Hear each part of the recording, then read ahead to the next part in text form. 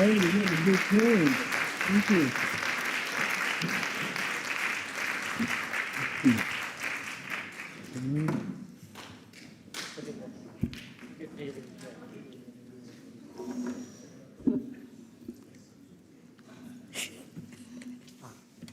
Buongiorno, siamo qua per la conferenza stampa del nostro film fuori concorso Coup de Chance.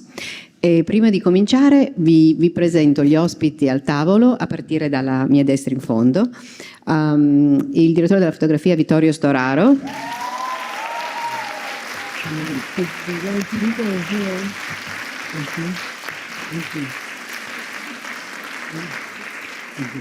Non sono un direttore della fotografia, sono un autore della fotografia cinematografica. Venezia deve imparare a aggiornarsi. Questi sono nomi di 50 anni fa. Grazie. L'interprete Lou Delage.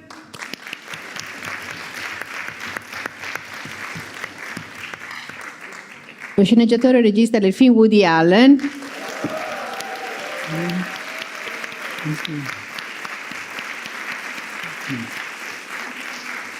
E l'interprete Valérie Lemercier.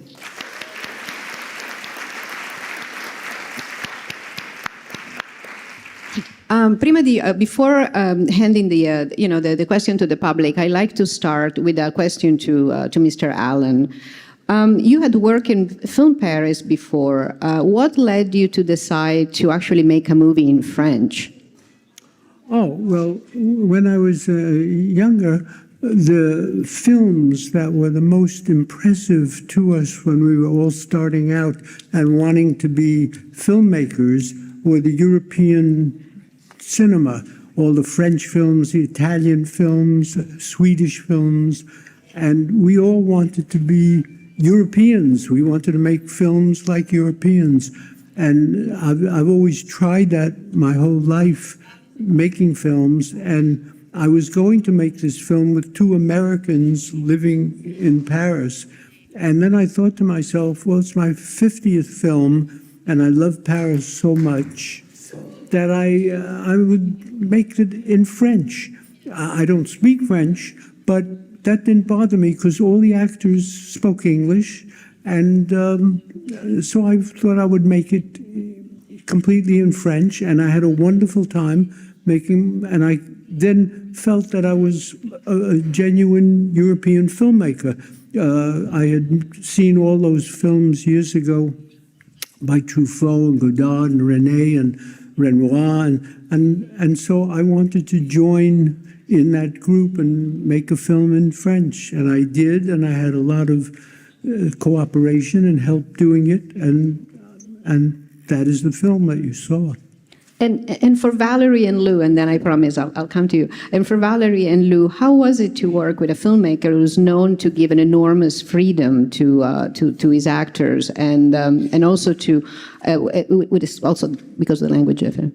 La première fois que Woody nous a réunis dans un hôtel tous les quatre, il nous a dit je ne vous parlerai pas, je ne vous dirigerai pas, vous vous débrouillez avec vos mots, avec vos costumes, avec votre art dramatique. Et finalement, contrairement à ce qu'il nous a dit, il nous a beaucoup dirigés et c'était très agréable de voir Woody demander une autre prise et de parler avec lui. En fait, on a beaucoup, je trouve, communiqué avec lui pendant le tournage, tous les acteurs. Moi, je vais un peu redire ça, c'est qu'on avait, c'est vrai, entendu pas mal de choses aussi, disant que Woody dirigeait très peu. On peut se le dire aujourd'hui, Woody. Et il s'avère que ça n'a pas du tout été le cas. Moi, j'ai pris plaisir à travailler avec quelqu'un qui essayait différentes intensités, avec beaucoup de plans séquences aussi. Et ça, je trouve que pour un acteur, c'est très agréable parce qu'on a une responsabilité qui n'est pas toujours présente selon les films qu'on fait. Et c'est plus grisant, c'est plus excitant parce qu'il y a plus de possibilités de se tromper. Et donc, quand il y a des possibilités d'erreur, ça crée une tension aussi qui moi, m'amuse plus. Et voilà, pour la réponse. Il y avait une autre question. Ah oui, la langue. Pardon. Woody connaissait son scénario par cœur. Comment tu as fait pour jouer en français? C'est ça la question. Non, je suis française. Mais non, pour la langue, oui, Woody savait très bien ce qu'il avait écrit et après, il nous faisait confiance sur les... Et puis, je me rendais compte que la musicalité, finalement, est la même dans toutes les langues quand il s'agit de vérité. Parce que quand on recherche une véracité, finalement, elle se voit, même si on ne parle pas la même langue.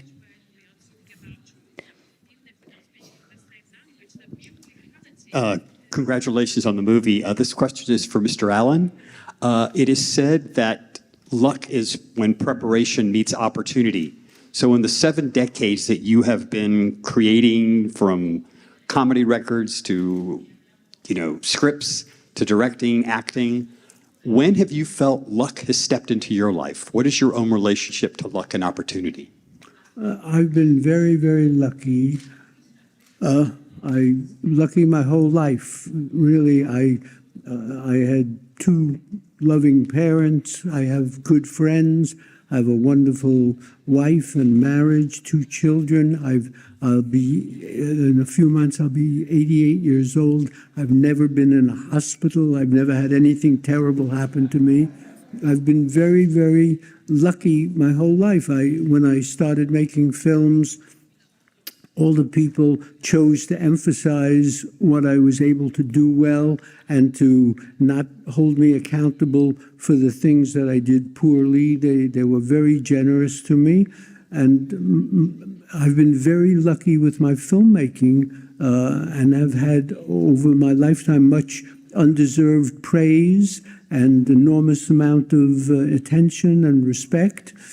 And so I have nothing but good fortune, and I hope it holds out. Of course, it's early this afternoon, so, but, so far I've been very lucky. There's a question here. For Woody Allen, does this mean you will now make a film in Italian and one in German and maybe one in Spanish? With the success of this, and do you see this as a semi-sequel perhaps to Match Point or to other films in your first 50? It's in the genre of Match Point because both films revolve around the capriciousness of luck and chance having a much more dominant impact on our lives than we care to admit. So both of those films say the same thing in different stories. But as far as filming in other countries, I don't know. It depends. Sometimes I'll get a phone call from someone in a country and say, we will finance your film if you make it in, Icelandic or some other language. And if I have an idea that's good for Italy or Germany or wherever, then I consider it. Sometimes I don't know the country well and I can't consider it. But I had such a nice experience working in France that it is something that I would certainly consider if I felt able to do it. There's a question there. Hi, I'm David Martos from Quinótico in Spain. Mr. Allen, I would like to ask you about your leading male character. He's what we would describe today as a toxic man. I don't know if you agree to this depiction. And I would like to ask you about the roles you write for men.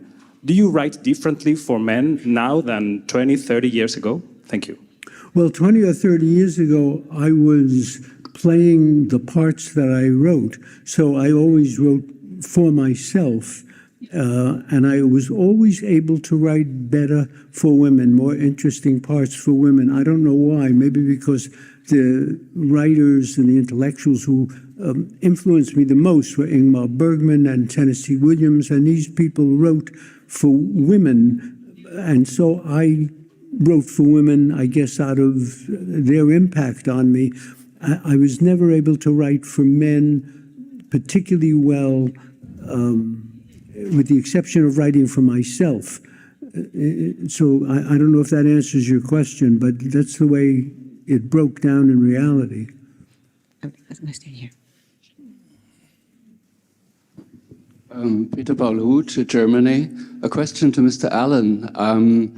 You mentioned your admiration for Ingmar Bergman, and he has been dealing with the subject of death often, and you have been as well. And sometimes it seemed like last night a Boris Grushenko, and here death comes up again.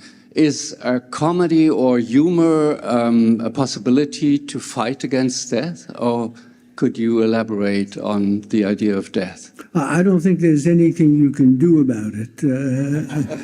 You know, it's a bad deal, and you're stuck with it, and there's nothing much you can do. You can't really fight about it. At the end of this movie, Coup de Chance, we left on the screen the title, the undertitle,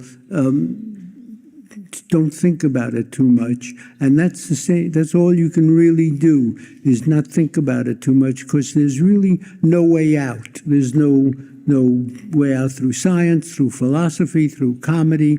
It's a bad deal, and you just have to not think about it. That's the best you can do. You distract yourself. This question here. Birgit Heitzig, British cinematographer. I have a question for Mr. Storaro. So you created this music of light, and so I would like to know, this film looks so natural. What was your concept of light for this picture? Thank you.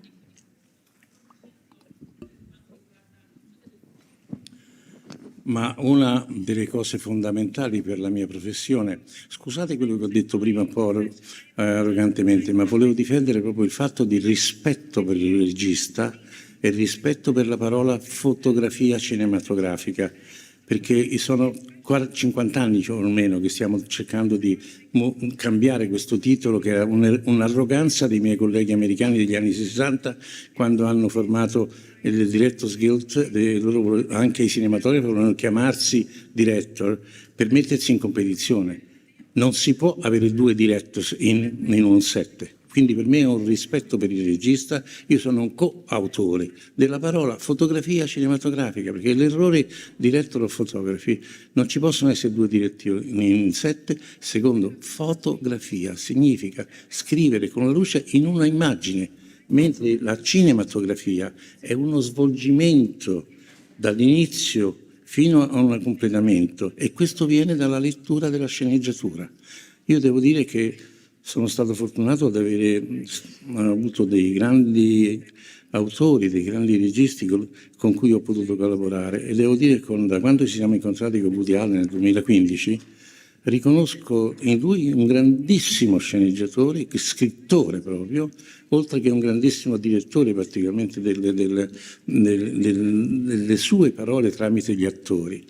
Per cui per me è fondamentale capire un concetto centrale della storia e vedere come posso io sul piano diciamo della visione usare la luce, il rapporto con l'ombra, il rapporto con i colori, il rapporto tra la luce artificiale o la luce naturale, per analizzare diciamo, il concetto delle parole, e una volta che arrivo ad una idea, ad una concezione, lo presento al regista, in questo caso a Woody Allen, e lui, devo dire che mi ha fatto il più grande complimento che io potevo avere. Vittorio, quello che mi hai detto che vorresti visualizzare è esattamente quello che io ho scritto, perché torno a ripetere che la mia figura di scrivere con la luce, di cinematography in americano, ma io mi firmo i film in cinematografia, fotografia cinematografica, è proprio esattamente questo. Cioè noi siamo praticamente parte di come un'orchestra, e nell'orchestra siamo una serie di coautori, come ci sono i vari suonatori nell'orchestra, noi ci siamo i vari coautori, ma c'è un solo conduttore, un solo regista, un solo direttore, per cui per noi è fondamentale avere un certo tipo di concetto, rispetto, se suono il violino o se uso la luce, ma che ha un senso rispetto a ciò che è scritto e ciò che è diretto. In pratica io senza uno scritto e senza un regista non esisto. E in questo caso, quando ho letto questa sceneggiatura, ho visto che c'era una possibilità che io amo molto, che è la dualità. C'è la possibilità di dare un certo tipo di tono cromatico al personaggio di Fanny e un tono completamente diverso al personaggio di suo marito, che era Melvin, in cui lei, come avrete visto già al film, diciamo, rappresentata come una bellissima persona, un bellissimo oggetto però da mostrare rispetto al marito. Gli dà tutto, qualsiasi cosa che può essere, perché deve essere la più bella donna e la più bella persona vicino a lui, come si rappresenta.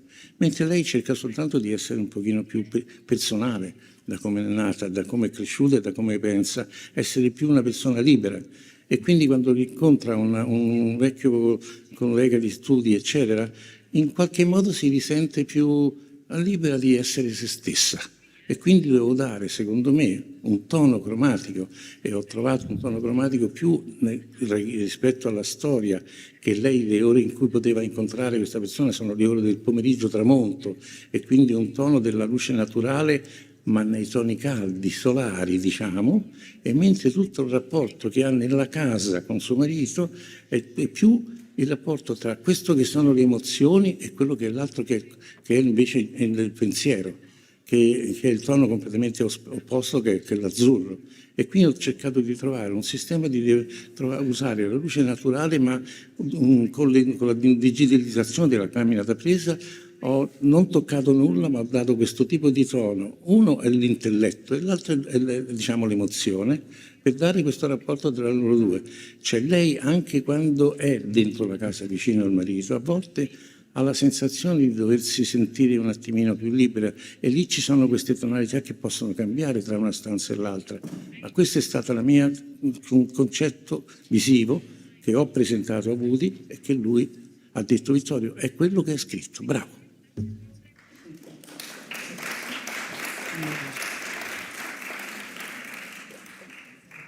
Di Allen, intanto complimenti, il film è bellissimo. La domanda è, l'omicidio, l'adulterio e il trionfo del caso sono alla base anche di un grande film del cinema francese che è Le regole del gioco di Jean Renoir. Volevo sapere se ci aveva pensato. I didn't think of it for this particular picture. I've always been an enormous admirer of Jean Renoir's films, and adultery and intrigue, romantic intrigue and death and adultery and murder have been the substance of drama and comedy since the Greeks. It's what's interesting to people and what's compelling and exciting and suspenseful and involving. And so my films have always touched on these things thematically and directly in the story. It's the very stuff of drama. Hello, Mr. Allen, everyone in the panel. I'm Yannis Zoumoulakis from Athens, Greece. Congratulations for your film. I want to ask you a question regarding something with language that you mentioned before. I was wondering, since you are so much used in listening English language in your films, if that was a difficulty for you while you were listening to the actors, since you didn't understand them. No, it was very simple, because if you see a film, for example, if you watch a film, a Japanese film, you can tell if the acting is good, realistic, and natural, or if it's dramatic and silly or too exaggerated. And the same thing here, I could tell by the body language and the emotion of the actors, without understanding the language, when they were being realistic and when they weren't.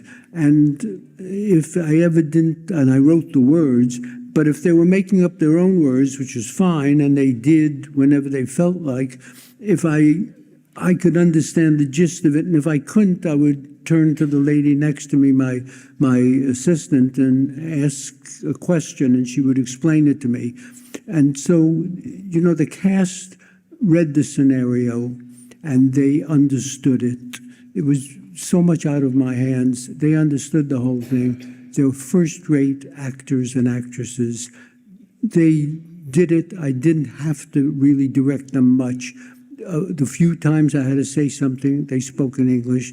Vittorio always makes me look like a hero, because, you know, so for me it was not difficult to do it in French. There's a question here. I'm from the daily newspaper Večer in Slovenia. Mr. Allen, can you talk a little bit about how your screenwriting habits changed over the years?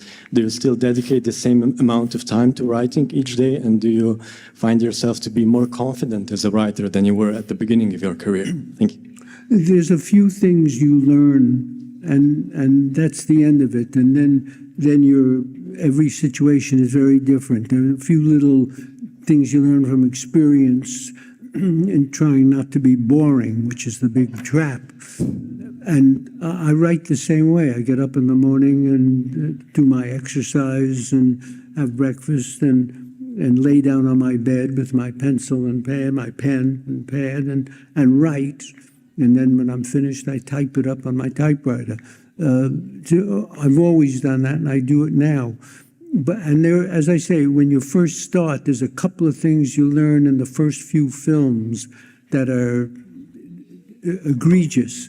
And then after you've learned that, then you don't learn anything else. Then the rest is up to you, and it depends on your inspiration.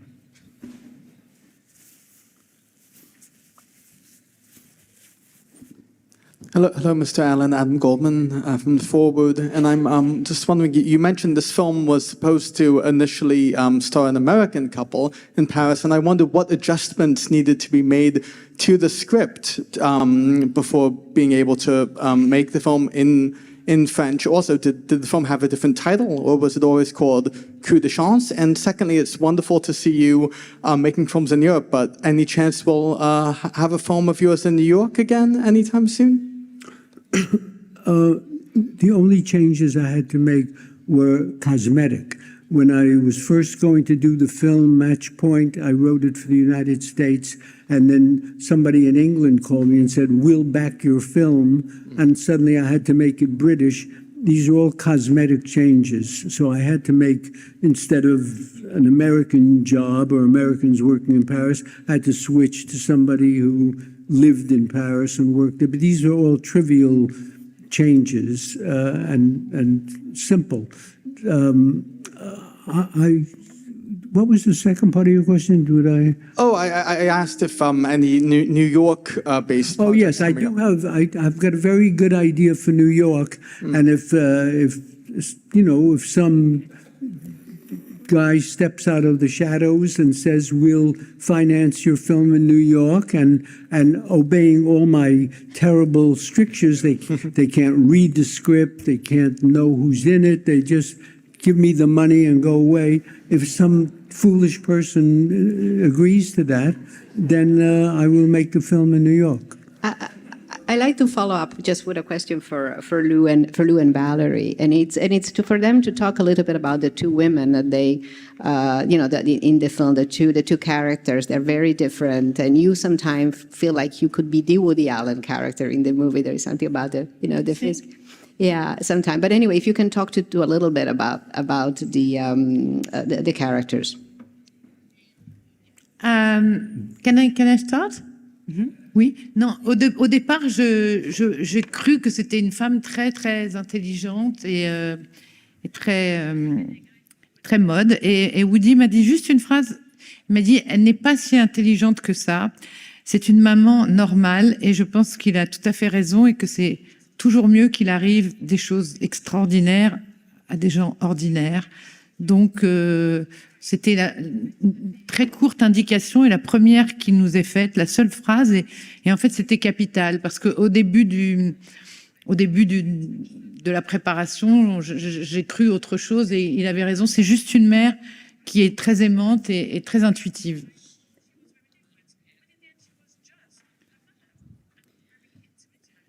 Lou? Oui, et en ce qui concerne Fanny, comme ça a été déjà un peu évoqué, c'est une jeune femme qui vit dans une sorte de prison dorée, dans laquelle elle a été de son plein gré à un moment, et je pense qu'elle cherche à retrouver une partie d'elle-même qu'elle a un peu laissée en route et qui lui manque terriblement à ce moment-là de sa vie. Et dès qu'Alain apparaît, elle peut reconnecter avec quelque chose de plus libre, avec ses désirs, avec quelque chose aussi de plus jeune, de plus frais, de plus vivant, de plus physique, dont on a besoin. Et donc, c'est toute cette problématique-là. Et après, elle va être complètement en prise à sa propre culpabilité parce qu'elle a du respect pour tout le monde et elle s'en veut à elle. Et parfois, la culpabilité empêche d'être lucide. Et donc, c'est une jeune femme qui va être comme ça, voguer un peu au milieu de toutes ces problématiques-là, en acceptant les hasards et les chances.